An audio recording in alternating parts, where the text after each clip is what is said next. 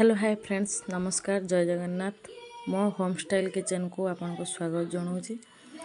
तो चलतु आज रेसिपी स्टार्ट करवा। तो आपण मैंने तो नूडल्स सब बेले खाते किंतु आज आम अटार नूडल्स बनईकि आपण मानक देखा। तो देखु प्रथम रुटीटे को भल भाव लंबा लंबा करी काटी नियंतु साइज करी।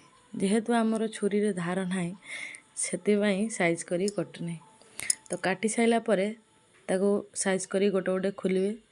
बेलना चक्की रे जेहेतु लगी जाइथिबो तो गोटे साइज करके उठेबे। तो ताको गोटे जगह रखंतु। तापरे कढ़ाई रे ठंडा पानी किछि गरम करिया पई दियंतु। तो हल्का गरम हला परे ये नूडल्स को ऐड करंतु। तो ये टिके चिपचिपा हो जाइए जेहेतु अटारे। तो किछि समय बॉयल हला परे से आपे आपे आ चिपचिपा हब ना। तो भल भाव ताको साइज करी पकई दियन। तापरे किछि समय ताको भल भाव फुटिया पई छाड़ी दियन। देखंतु हमर भल भाव फुटी गलानी। खूब गोटे रु 1.5 मिनिट आपण बॉयल करिवे। बेसी बॉयल कले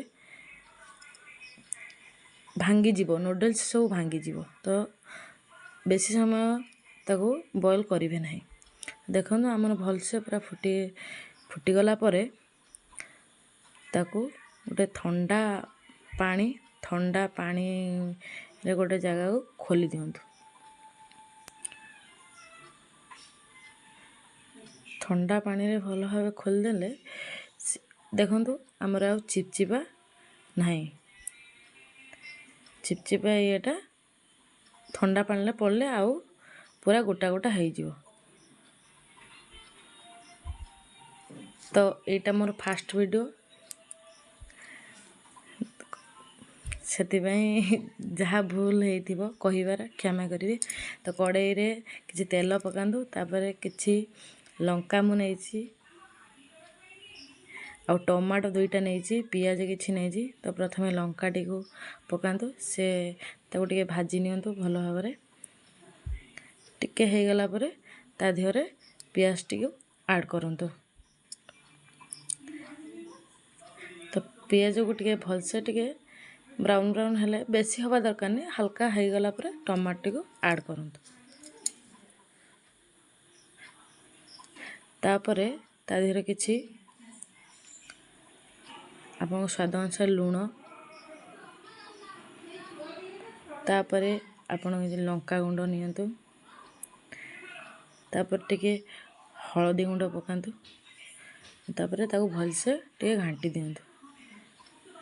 घांटी देला परे तापरे मु ता धियोरे 2टा अंडा ऐड करथिली। आपण चाहिले अंडा भी स्किप करि पारंती।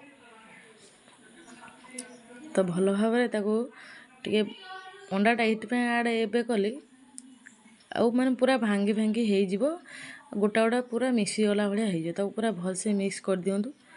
पूरा अंडा पूरा हो गला परे तापरे नूडल्स को ता धियोर ऐड करंतु।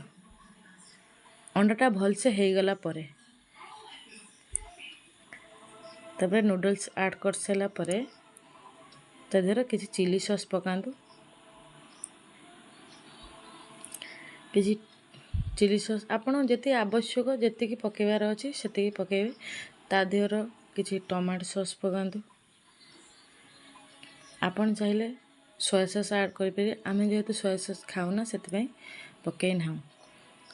तो ताको भलसे मिक्स कर नियंतु। आपण एमती बनै खांतु निहाती टेस्टी लागिवो। एटा हम गाँ स्टाइल नूडल्स। तो आपण बनै खांतु निश्चित भल लागिवो। तो भल से गोले नियन। तो आमर ये नूडल्स हो गला। तो गोटे जगह को काढ़ी नियंतु। तो आपण को भिडियोटी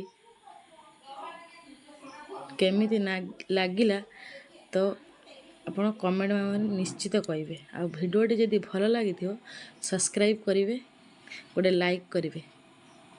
रहूची।